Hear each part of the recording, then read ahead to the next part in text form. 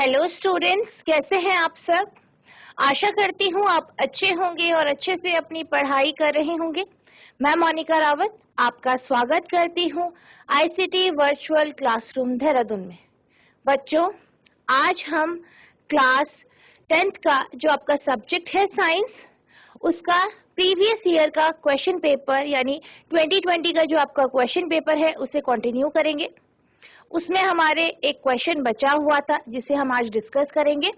इसके बाद हम 2019 का जो आपका क्वेश्चन पेपर है उसे हम डिस्कस करेंगे। तो बच्चों, अब हम चलते हैं अपने स्मार्ट बोर्ड की तरफ।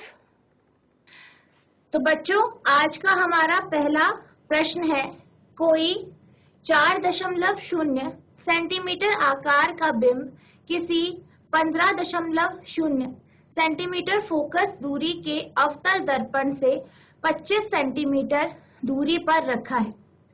यानी आपके पास कोई ऑब्जेक्ट है, यानी कोई वस्तु है जिसका साइज यानी जिसकी जो हाइट है, जिसकी ऊंचाई जो है वो 4 सेंटीमीटर है और वो अवतल दर्पण यानी कॉनकेव मिरर के सामने 25 सेंटीमीटर की दूरी पे रखा है। और ये जो आपका अवतल दर्पण है यानी कॉनकेव मिरर है, इसकी जो फोकल लेंथ है वो 15 सेंटीमीटर है। दर्पण से कितनी दूरी पर किसी पर्दे को रखा जाए कि स्पष्ट प्रतिबिंब प्राप्त हो। यानी आपसे ये पूछा गया है कि दर्पण से कितने दूरी पे हम जो आपका पर्दा है, स्क्रीन है, उसे रखा जाए ताकि हमें जो प्रतिबिंब मिले यानी इमेज मिले वो शार्प इमेज मिले। प्रतिबिंब की प्रकृति तथा साइज ज्ञात कीजिए। यानी आपको इमेज की नेचर यानी इमेज का नेचर क्या होगा ये आपको बताना है। उसकी हाइट, साइज यानी उसकी हाइट कैसी होगी ये आपको यानी आपको ये बताना है कि जो प्रतिबिंब हमें प्राप्त होगा वो रियल होगा या वर्चुअल होगा, और उसका साइज यानी उसकी जो हाइट होगी वो कैसी होगी। वो इमेज मैग्नीफाइड होगी या मतलब वो इमेज बड़ी होगी या छोटी होगी यानी डिमिनिश होगी। तो इस क्वेश्चन में जो हमें इंफॉर्मेशन दी गई है सबसे पहले हम उन्हें नोट डाउन कर लेते हैं। तो हमें सबसे पहले जो आपकी वस्तु है यानी बिंब है उसकी हाइट यानी h की वैल्यू दी गई है 4.0 सेंटीमीटर। आपको कॉनकेव मिरर का फोकल लेंथ दिया गया। कितना है कॉनकेव मिरर का फोकल लेंथ आपका 15 सेंटीमीटर। अब कॉनकेव मिरर का जो फोकल लेंथ होता है वो नेगेटिव में होता है, इसलिए हमारी जो फोकल लेंथ होगी वो -15.0 सेंटीमीटर होगी।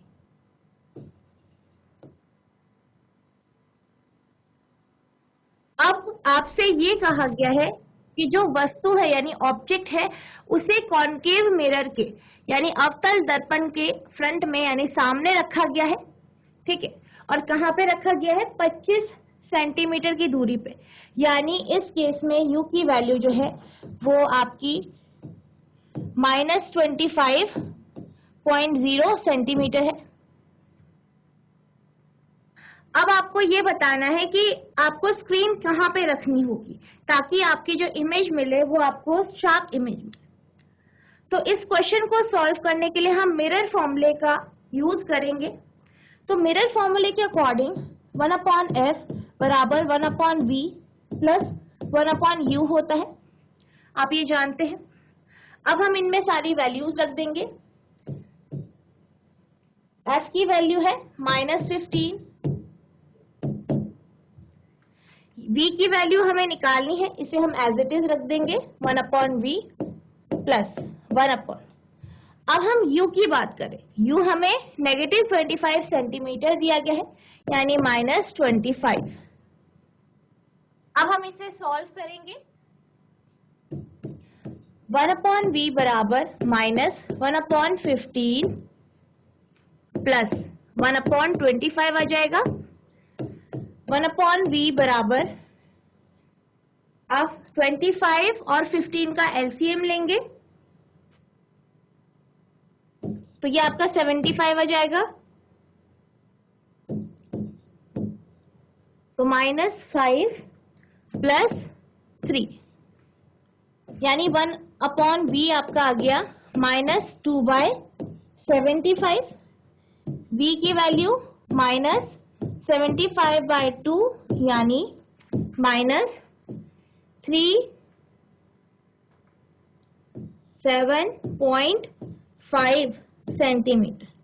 यानी जो आपको स्क्रीन रखनी है, पर्दा जो रखना है, वो आपको -37.5 सेंटीमीटर पे रखना होगा, ताकि आपकी जो इमेज आपको प्राप्त हो वो आपको शार्प इमेज प्राप्त हो। -37.5 सेंटीमीटर, यानी इससे आपको ये पता चलता है कि जो आपकी इमेज फॉर्मेशन हो रहा है, आपका जो प्रतिबिंब बन रहा है, वो मिरर के सामने बन रहा है, फ्रंट में बन रहा है और 37.5 सेंटीमीटर की दूरी पे बन रहा है। अब हम बात करते हैं मैग्निफिकेशन की, जिससे हम इसकी हाइट निकालेंगे।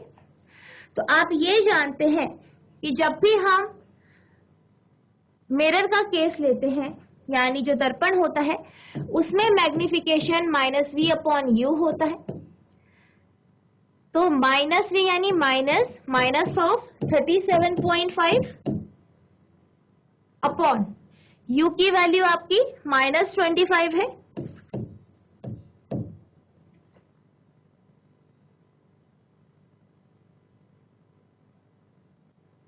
अब हम इसे सॉल्व करेंगे।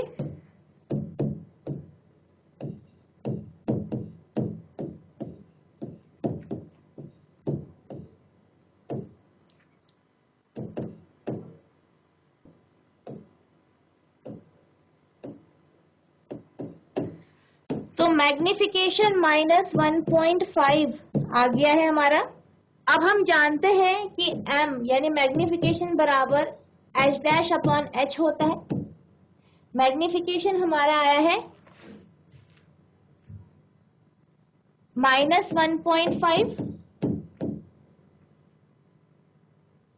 ठीक है, हाइट जो है वो हमें निकालनी है इमेज की, और ऑब्जेक्ट की हाइट यानी वस्तु का जो ऊंचाई है वो हमें दी गई है 4 सेंटीमीटर। तो h' बराबर -1.5 into 4,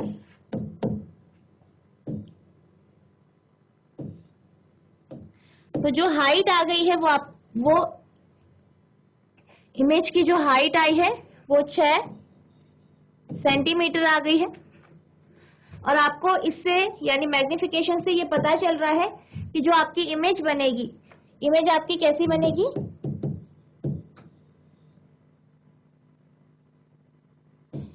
Image will be real and inverted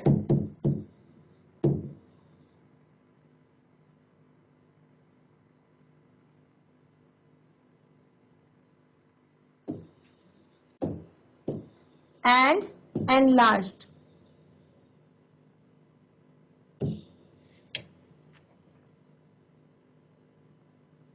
प्रतिबिंब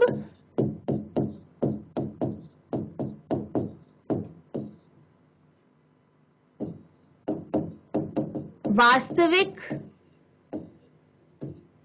बड़ा और उल्टा हो। तो इस क्वेश्चन को सॉल्व करके हमें क्या पता चला? हमें ये पता चला कि जो आपकी वस्तु है उसका जो प्रतिबिंब बनेगा वो 37.5 यानी 37.5 सेंटीमीटर पे बनेगा, और जो आपका दर्पण है यानी मिरर है उसके फ्रंट में यानी उसके सामने बनेगा। दूसरा, मैग्निफिकेशन जो आया है वो आपका 1.5 आया है, -1.5। 1.5 का मतलब कि जो इमेज होगी वो बड़ी होगी, ठीक है, 1.5 गुना बड़ी होगी आपके ऑब्जेक्ट से। माइनस साइन ये शो करता है कि जो आपकी इमेज बनेगी वो वास्तविक यानी रियल बनेगी, इन्वर्टेड बनेगी यानी उल्टी बनेगी। और हमने हाइट निकाली जो कि इसकी 6 सेंटीमीटर है। तो इस तरीके से आपको इस क्वेश्चन को सॉल्व करना है। आई होप आपको ये क्वेश्चन समझ में आ गया होगा।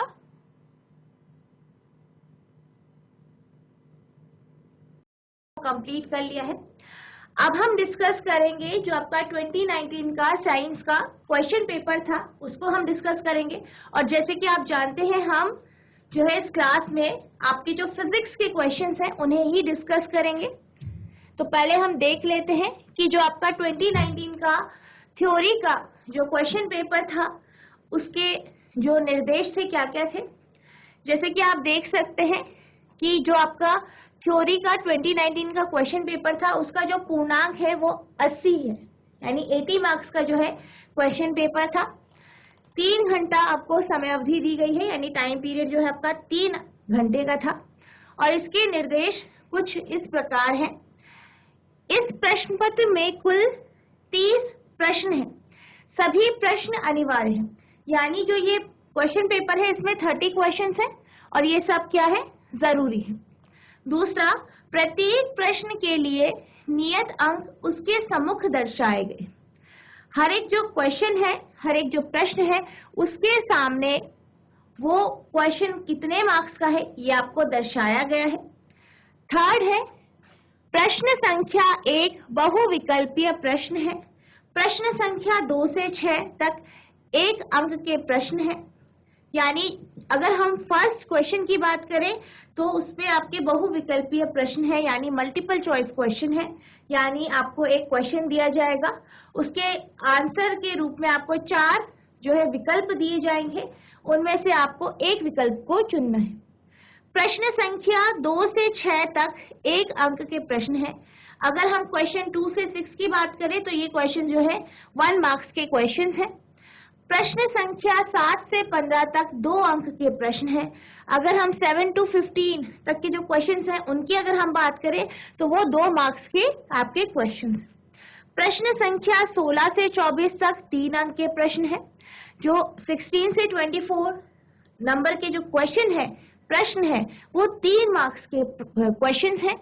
प्रश्न संख्या 25 से 30 तक 4 अंक के प्रश्न है।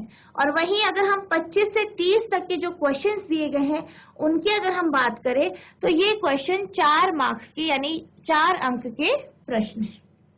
There are in all 30 questions in this question papers. All questions are compulsory.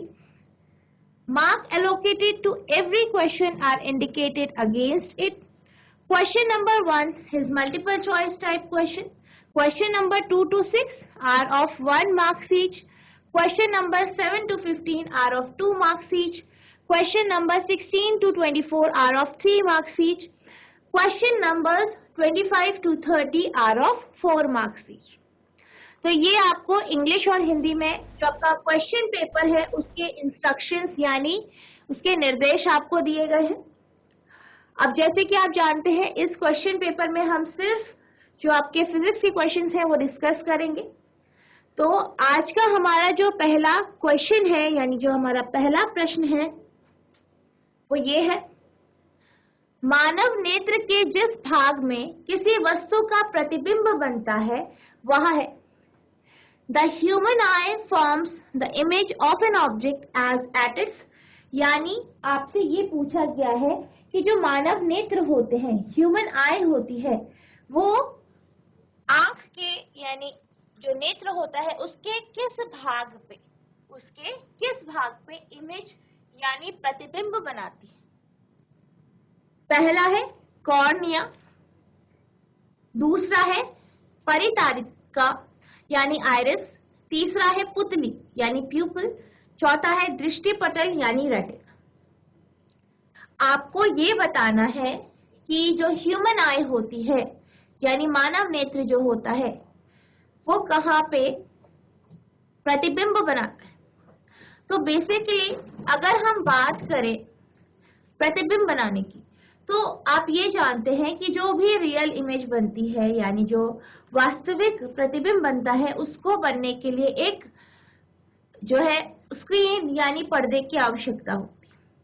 अगर हम आंख की बात करें यानी ह्यूमन आई की बात करें तो उस पे जो स्क्रीन का काम होता है वो जो है रेटिना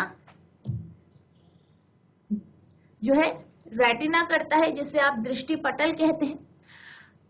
तो अगर हम बात करें इमेज फॉर्मेशन की, तो जो रेटिना होगा यानी जो पर्दे की तरह काम कर रहा है उसी पे ही इमेज बनेगी। तो इस क्वेश्चन का जो आंसर होगा वो आपका ऑप्शन 4 होगा, यानी रेटिना। अब हम चलते हैं अगले प्रश्न की तरफ। तो हमारा जो अगला प्रश्न है वो ये है, वैद्युत विभवांतर का एसआई मात्रक है, यानी आपको बताना है the SI unit of electric potential difference, यानी जो इलेक्ट्रिक पोटेंशियल डिफरेंस होता है उसकी एसआई यूनिट क्या होती है, ये आपको बताना है। और आपको ऑप्शंस दिए गए हैं, पहला है ओम, दूसरा है एम्पेयर, तीसरा है वोल्ट, चौथा है जूल। तो अगर हम बात करें अपने पहले ऑप्शन की, ओम की अगर हम बात करते हैं, तो जो ओम है आप जानते हैं, जो ये एसआई यूनिट होती है रेजिस्टिव की, ठीक है, यानी प्रतिरोध की जो एसआई यूनिट होती है वो ओम होती है। अगर हम रेजिस्टिविटी की बात करें उसकी ओम मीटर होती है।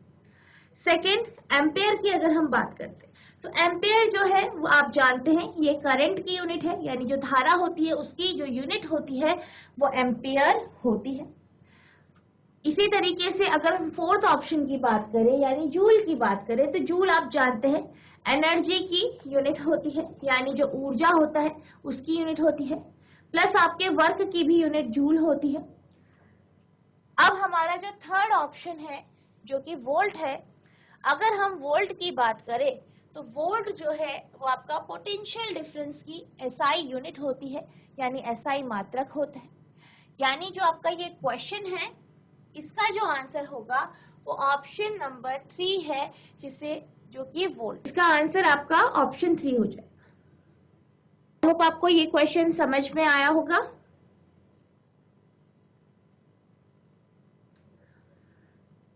अब आपका जो अगला प्रश्न है वो ये है, अवतल दर्पण के दो उपयोग लिखिए। Write two uses of concave mirror, यानी जो कॉनकेव मिरर होता है, अवतल दर्पण होता है, उसके दो उपयोग आपको लिखने हैं।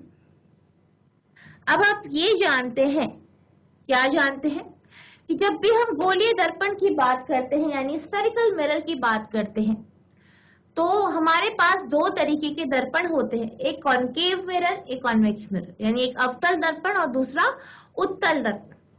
अगर हम अवतल दर्पण की बात करें तो अवतल दर्पण को हम कन्वर्जिंग मिरर कहते हैं, यानी ये एक ऐसा मिरर है, ऐसा दर्पण है जिसपे अगर जो है इंफिनिटी से रेज आ रही है जो कि पैरेलल है प्रिंसिपल एक्सिस से, ठीक है, यानी ऑब्जेक्ट अगर बहुत ही ज्यादा इनफाइनाइट डिस्टेंस पे रखा गया है, या अगर आपकी जो रेज है वो अगर पैरेलल है और वो फिर आपके कनकेव मिरर पे पड़ती है, अवतल दर्पण पे पड़ती है, तो वो रिफ्लेक्ट होके फोकस से पास होती है, और जितनी भी आपकी रेज होती है जो पैरेलल रेज है वो जब टकराती है कॉनकेव मिरर से तो वो सारी की सारी कन्वर्ज हो जाती हैं एक पॉइंट पे, जैसे कि फोकस पे, जिसको समझने के लिए हमने एक जो है एक्टिविटी करी थी जिसमें हमने कॉनकेव मिरर लिया था और उससे हमने सन को फोकस करवाया था, आपने देखा था। तो बेसिकली कॉनकेव मिरर क्या होता है, कन्वर्जिंग मिरर होता है। ये सारी की सारी जो पैरेलल रेज हैं या जो बहुत ज्यादा दूर रखी हुई वस्तुओं से जो भी रेज आ रही है उनको एक पॉइंट पे कन्वर्ज कर देता है। ये देखा था कि जो आपका कॉनकेव मिरर होता है इस पे हमें दो तरीके की जो इमेज है वो हमें प्राप्त होती है, एक आपकी वर्चुअल इमेज होती है और आपकी रियल इमेज होती है। मैक्सिमम केसेस में हमें जो है रियल इमेज प्राप्त होती है, लेकिन जब हम ऑब्जेक्ट को पोल और फोकस के बीच में रखते हैं तो हमें वर्चुअल इमेज प्राप्त होती है जो कि बड़ी इमेज होती है। वर्चुअल यानी ऐसी इमेज, ऐसा प्रतिबिंब जो कि आभासी होता है, जो हमें स्क्रीन में प्राप्त नहीं होता है। अब इसकी यही प्रॉपर्टी के कारण हम इनको शेविंग मिरर के तौर पे, ठीक है, टॉर्च में रिफ्लेक्टर के तौर पे हम इसका उपयोग करते हैं। तो बेसिकली जब हम शेविंग मिरर की बात करते हैं तो शेविंग मिरर के लिए जब हम इसका यूज करते हैं तो हम ऑब्जेक्ट को यानी वस्तु को या हमारा जो फेस होता है उसे हम जो आपका पोल होता है कॉनकेव मिरर का, अवतल दर्पण का जो पोल है और जो फोकस है उसके बीच में रखा जाता है, ताकि जब जो व्यक्ति है शेव करे तो उसका पूरा जो फेस है वो अच्छे से दिखे और वो अच्छे से सेव कर पाए। इसी तरीके से इसका उपयोग मेकअप के लिए भी किया जाता है, यानी जो मेकअप के लिए मिरर्स का यूज होता है उसमें कॉनकेव मिरर का उपयोग किया जाता है। इसी तरीके से जो डेंटिस्ट होते हैं वो दांतों में आपको कोई प्रॉब्लम है इसको देखने के लिए वो भी कॉनकेव मिरर का यूज करते हैं। अब अगर हम बात करें कि अगर हम ऑब्जेक्ट को फोकस पे रख दें, कॉनकेव मिरर के फोकस पे रख दें, तो क्या होता है, जो इमेज फॉर्मेशन होता है वो इन्फिनिटी पे होता है। इसी प्रॉपर्टी का यूज करते हुए हम ये समझते हैं कि जो अगर हम फोकस पे ऑब्जेक्ट को यानी वस्तु को रखते हैं तो जो बीम्स आती हैं और जो इन्फिनिटी पे आपकी इमेज बनाती है वो पैरेलल बीम्स हो जाती है, ठीक है। अब इसी प्रॉपर्टी का जो यूज किया जाता है वो आपके टॉर्च में, आपकी गाड़ियों की जो हेडलाइट होती है उसमें किया जाता है। उसमें कॉनकेव मिरर को एज अ रिफ्लेक्टर यूज किया जाता है और उसके फोकस पे जो है बल्ब लगाया जाता है, ताकि जब भी आप बल्ब को ऑन करो, चाहे वो आपकी टॉर्च है या आपकी गाड़ियों की हेडलाइट है, तो एक स्ट्रॉन्ग बीम प्रोड्यूस हो जो कि पैरेलल हो और आपको अच्छे से जो आगे वस्तुएं हैं वो दिख पाए। तो ये जो है इसके कुछ यूज हैं जो कि इसकी प्रॉपर्टीज के कारण इसका यूज किया जाता है। तो इस क्वेश्चन का आंसर आप इस तरीके से लिखेंगे, 2 uses of concave mirror are, पहला है it is used as a shaving mirror, यानी इसका उपयोग हम शेविंग मिरर के तौर पे करते हैं। दूसरा है it is used as reflector in torch, headlights of automobiles etc.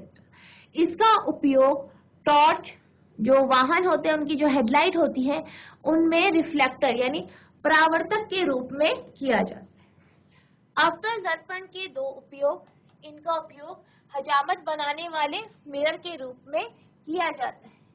इनका उपयोग टॉर्च, वाहनों की हेडलाइट आदि में परावर्तक के रूप में किया जाता है। तो इस क्वेश्चन का आंसर आप इस तरीके से लिखेंगे। अब हमारा अगला प्रश्न है, प्रत्यावर्ती धारा किसे कहते हैं? What is alternating current? तो यहाँ पे आपसे ये पूछा गया है कि ऑल्टरनेटिंग करंट क्या होती है, यानी प्रत्यावर्ती धारा होती क्या है। अगर हम ऑल्टरनेटिंग करंट की बात करें तो ये वो करंट होती है जो एक टाइम इंटरवल के बाद, यानी एक रेगुलर टाइम इंटरवल के बाद अपना मैग्नीट्यूड और पोलैरिटी चेंज करती है।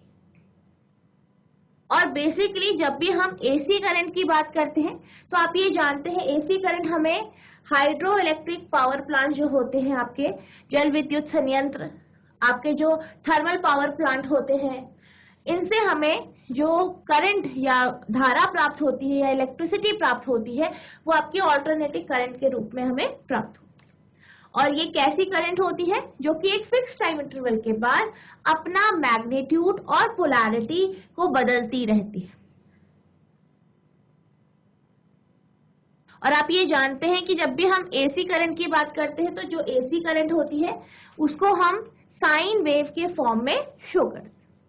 तो इस क्वेश्चन का आंसर आप इस तरीके से लिखेंगे, An alternating current can be defined as a current that changes its magnitude and polarity at regular interval of time.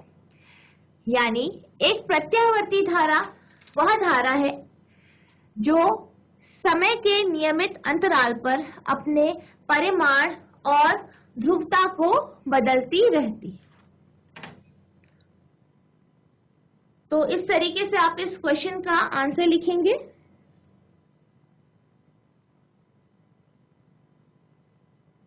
अब आपका अगला क्वेश्चन है, नाभिकीय ऊर्जा के रूप में उपयोग होने वाले 2 तत्वों के नाम लिखिए। Write the name of 2 elements used as nuclear energy. यानी आपको दो ऐसे एलिमेंट के नाम लिखने हैं जिनका उपयोग हम न्यूक्लियर एनर्जी यानी नाभिकीय ऊर्जा में करते हैं। तो जैसे कि हम बात करते हैं नाभिकीय ऊर्जा की यानी न्यूक्लियर एनर्जी की, तो हमारे पास जो न्यूक्लियर एनर्जी होती है वो दो तरीके से प्राप्त होती है। एक जो प्रोसेस होती है जो कि हमारी फिजन की प्रोसेस होती है, यानी जिसे आप नाभिकीय विखंडन कहते हैं, जिसमें एक हैवी न्यूक्लियाई यानी जैसे कि आपका यूरेनियम हो गया, प्लूटोनियम हो गया, इनको क्या किया जाता है, जो हाई स्पीड न्यूक्लियॉन्स है उनसे बॉम्बार्ड किया जाता है और ये क्या हो जाते हैं, हल्के न्यूक्लियाई में या हल्के एलिमेंट्स में टूट जाते हैं। दूसरा आपका है न्यूक्लियर फ्यूजन यानी नाभिकीय संलयन, जिसमें क्या होता है, जो हल्के न्यूक्लियाई होते हैं वो कंबाइंड होके एक हैवी न्यूक्लियाई बनाते हैं। और दोनों ही प्रोसेस में, जैसे कि पहली प्रोसेस है जिसमें क्या हो रहा है, फिजन हो रहा है, तो जब हैवी न्यूक्लियाई हल्के न्यूक्लियाई में टूटता है तो इस दौरान जो एनर्जी निकलती है उसे हम न्यूक्लियर एनर्जी कहते हैं। इसी तरीके से जब न्यूक्लियर फ्यूजन होता है, जब दो हल्के न्यूक्लियाई कंबाइन होते हैं और फिर एक हैवी न्यूक्लियाई बनाते हैं, तो इस प्रोसेस में भी बहुत ज्यादा अमाउंट की एनर्जी निकलती है, इसी को हम न्यूक्लियर एनर्जी कहते हैं। और अगर हम बात करते हैं न्यूक्लियर फिजन की यानी नाभिकीय विखंडन की, तो इस प्रोसेस का यूज हम बिजली के उत्पादन में, एटॉमिक बम में करते हैं। वहीं अगर हम बात करें आपके जो नाभिकीय संलयन है यानी न्यूक्लियर फ्यूजन है, इस प्रोसेस से जो है, जो हमारा सन है वो अपनी एनर्जी को प्रोड्यूस करता है, यानी अपनी ऊर्जा को जो है बनाता है, डेवलप करता है। तो अब अगर हम बात करें दो एलिमेंट की जो कि हम न्यूक्लियर एनर्जी के तौर पे जिनका उपयोग करते हैं, तो वो है आपके यूरेनियम 235 और प्लूटोनियम 239। और ये दोनों क्या है, आप जानते हैं रेडियो एक्टिव मेटल है और बहुत हैवी मेटल है या हैवी एलिमेंट, ठीक है। तो इस क्वेश्चन का आंसर आप इस तरीके से करेंगे, the two elements are uranium 235 and plutonium 239। अब आपका अगला क्वेश्चन है,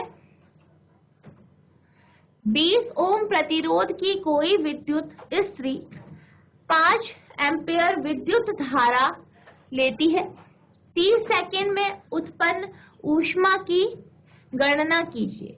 यानी एक इलेक्ट्रिक आयरन है, एक जो है प्रेस है, विद्युत प्रेस है, उसका आपको रेजिस्टेंस यानी प्रतिरोध दिया गया है 20 सेंटीमीटर, और ये जो प्रेस है ये करंट लेती है 5 एम्पेयर। आपको ये बताना है कि ये 30 सेकंड में कितनी हीट यानी कितनी ऊष्मा को उत्पन्न करेगी, ये आपको बताना है।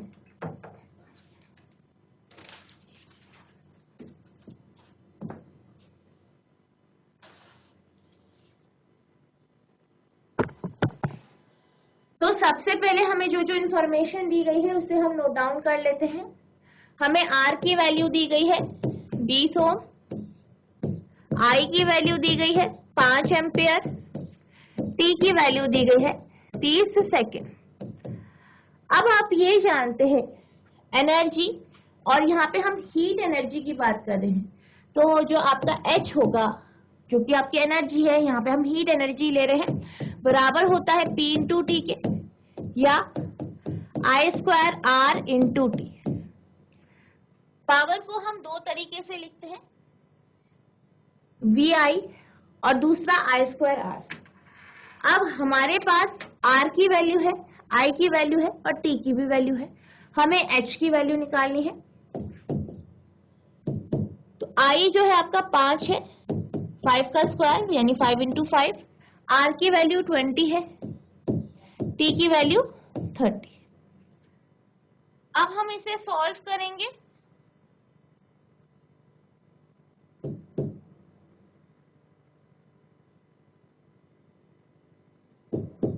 तो ये आपका 1500 .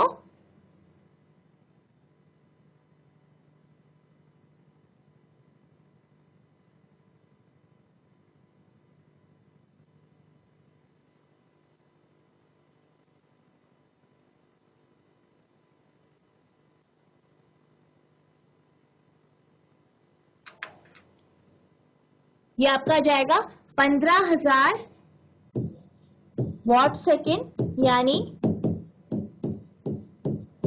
15,000 जूल।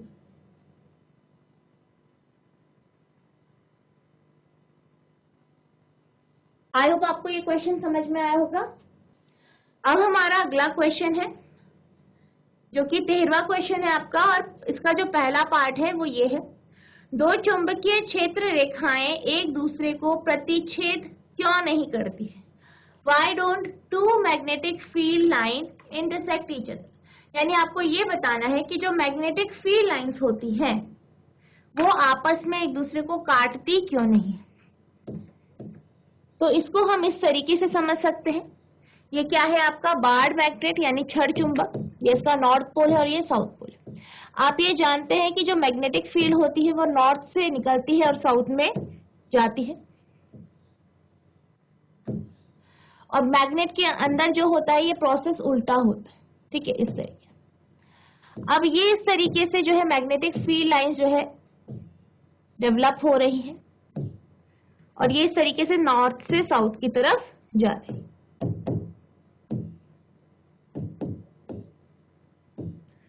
अब आपसे ये कहा गया है कि जो ये फील्ड लाइंस होती हैं ये आपस में एक दूसरे को काटती क्यों नहीं। अगर हम बात करें फील्ड लाइंस की, अगर कभी भी कोई दो फील्ड लाइंस यानी जो आपकी मैग्नेटिक फील्ड लाइन है, चुंबकीय रेखाएं जो हैं एक दूसरे को काटती है, जैसे कि इस तरीके से, सपोज इस तरीके से ये काटती है, तो इसका मतलब ये है कि जो ये पॉइंट है यानी जिस बिंदु पे वो आपस में एक दूसरे को काट रही है, वो जो बिंदु है वो ये इंडिकेट करता है कि जो आपकी मैग्नेटिक फील्ड लाइन है यानी चुंबकीय रेखाएं जो है, चुंबकीय क्षेत्र रेखाएं जो है, उस पॉइंट में उसकी दो डायरेक्शन है। और ये कभी भी पॉसिबल नहीं होता है क्योंकि जो आपकी मैग्नेटिक फील्ड लाइंस होती है वो हमेशा यूनी डायरेक्शनल यानी उनकी जो दिशा होती है वो एक ही होती है। यही कारण है कि जो आपकी मैग्नेटिक फील्ड लाइंस है वो आपस में एक दूसरे को काटती नहीं। तो इस क्वेश्चन का आंसर आप इस तरीके से लिखेंगे, if magnetic field lines intersect each other, then at the intersection point there will be two directions of the same field, which is not possible. Hence the field lines do not cross or intersect each other. यानी जब भी अगर हम बात करते हैं चुंबकीय क्षेत्र रेखाओं की, अगर वो एक दूसरे को काटती हैं, अगर हम मान लेते हैं कि वो एक दूसरे को काटती हैं, तो इसका मतलब ये है कि जो उनका इंटरसेक्शन पॉइंट है यानी उनका प्रतिच्छेदन बिंदु है, वहां पे जो है जो वो फील्ड लाइन है उसकी दो डायरेक्शन है यानी दो दिशाएं हैं, और ऐसा कभी भी पॉसिबल नहीं होता। क्यों नहीं होता? क्योंकि जो आपकी फील्ड लाइंस होती है वो यूनी डायरेक्शनल होती है, तो वो इस कारण कभी भी वो आपस में एक दूसरे को नहीं काट सकती है, क्योंकि अगर वो काटती है तो उस पॉइंट में उसकी दो दिशाएं हों। Hence the field lines do not cross or intersect each other. यही कारण है कि जो आपकी फील्ड लाइंस होती हैं, जो आपकी क्षेत्र रेखाएं हैं, चुंबकीय क्षेत्र रेखाएं हैं, वो आपस में एक दूसरे को काटती नहीं। यदि चुंबकीय क्षेत्र रेखाएं एक दूसरे को काटती हैं तो प्रतिच्छेदन बिंदु पर एक ही क्षेत्र की दो दिशाएं होंगी जो संभव नहीं है। अतः क्षेत्र रेखाएं एक दूसरे को ना तो क्या करती है, वो काटती नहीं है, काटती नहीं है।